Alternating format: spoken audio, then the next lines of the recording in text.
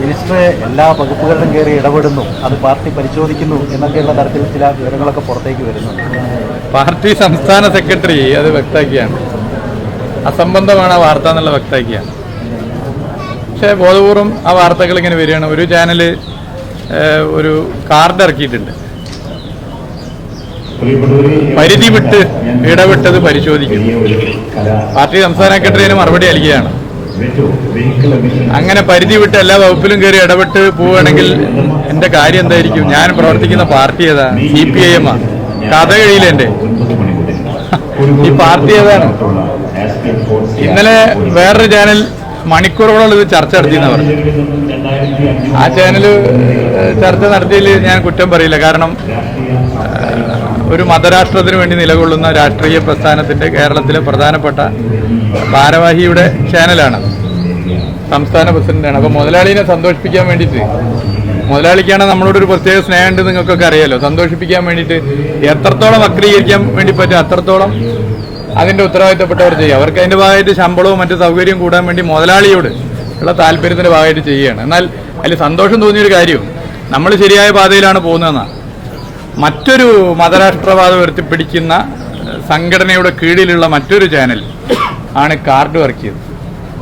അപ്പൊ രണ്ട് നിലയിൽ മതവർഗീയത ആളിക്കത്തിക്കുന്ന നേതൃത്വമുള്ള ചാനലുകൾ ഒരേപോലെ വിമർശിക്കുന്നു എന്നുള്ളത് ഒരു കമ്മ്യൂണിസ്റ്റുകാരനെ സംബന്ധിച്ചിടത്തോളം ഏറ്റവും സന്തോഷകരമായ കാര്യമാണ്.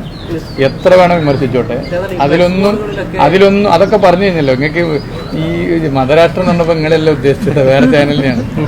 ഞാൻ ജനത്തെയല്ല ഉദ്ദേശിച്ചത്, ഏഷ്യാനെറ്റിനെയാണ്. അത് നിങ്ങൾ തെറ്റിദ്ധരിക്കുന്നത്. ഓക്കെ, അപ്പൊ ഒരു കാര്യം പറയാനുള്ളത്,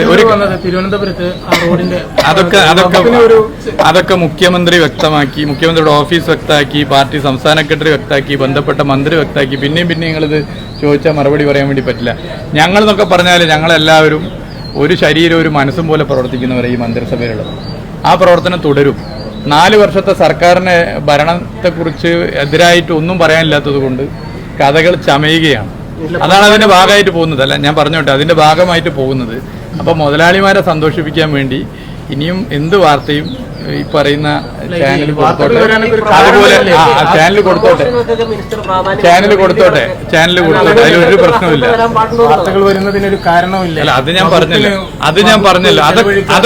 അതൊക്കെ കൃത്യമായി മറുപടി നൽകി മുന്നോട്ട് പോയ കാര്യമാണ്, മുന്നോട്ട് മറുപടി പറഞ്ഞ് പോയ കാര്യമാണ്. അതിലിനിപ്പോ വേറെ പറഞ്ഞിട്ട് കാര്യമില്ല.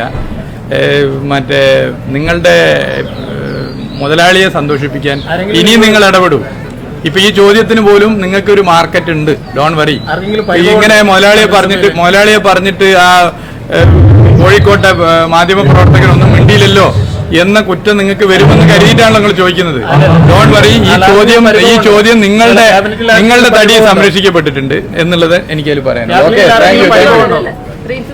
ഞാനല്ല, ഞങ്ങളെല്ലാവരും, ഞങ്ങൾ ഇടതുപക്ഷ ജനാധിപത്യ മുന്നണിയുടെ മുഴുവൻ പ്രവർത്തകരും മുഖ്യധാരാ മാധ്യമങ്ങൾ അവഗണിക്കാൻ ശ്രമിച്ചില്ലെങ്കിലും സോഷ്യൽ മീഡിയ ഉപയോഗിക്കും.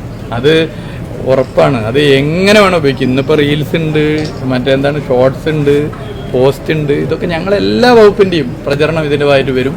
അത് നന്നായിട്ട് നടത്തും.